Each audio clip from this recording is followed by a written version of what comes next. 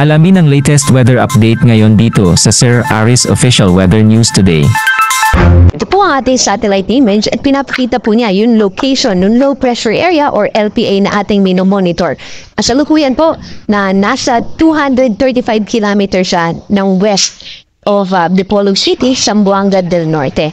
Itong LPA ay magdadala po ng maulap na kalangitan na may kasamang mga thunderstorms at pagulan sa Visayas, sa buong Mindanao, sa Quezon, sa Mimaropa, sa Bicol Region, at sa probinsya ng Batangas. At dahil po dito, yung tuloy-tuloy na pagulan ay ina-advise po natin na yung mga kababayan natin sa Mindanao at sa mga nakaapektuhang lalawigan na mag-ingat, lalo na sa mga nakatira sa landslide-prone areas at saka sa mga bahain. Sa mga susunod po na oras ay maaaring makaapekto din ito sa Palawan. Siya po ay magta-traverse sa Palawan and then pupunta po siya bukas ay approximately mamayang gabi or bukas dito sa West Philippine Sea. And eventually ay mag-dissipate na po siya.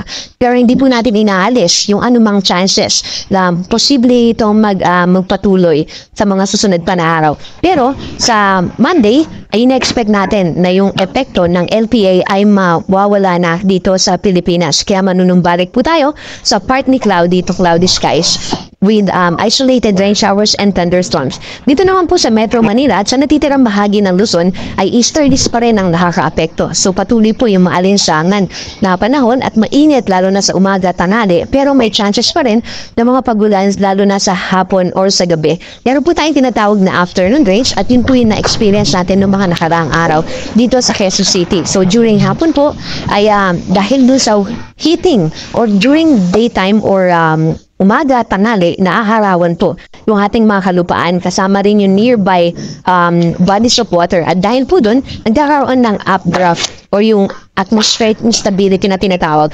At yung pag-move ng hangin papunta sa atmosphere ay nagpo-produce ng cloud. Pero yung mga clouds na to ay minsan sapat sila para magtulan, minsan naman hindi. Ito po yung nagdadala ng tinatawag natin na kalat-kalat na pag-ulan or yung isolated rain showers and thunderstorms. Kaya kung mapapansin natin, minsan ay may ulan sa Quezon City pero sa nearby city niya ay wala, like sa Valenzuela.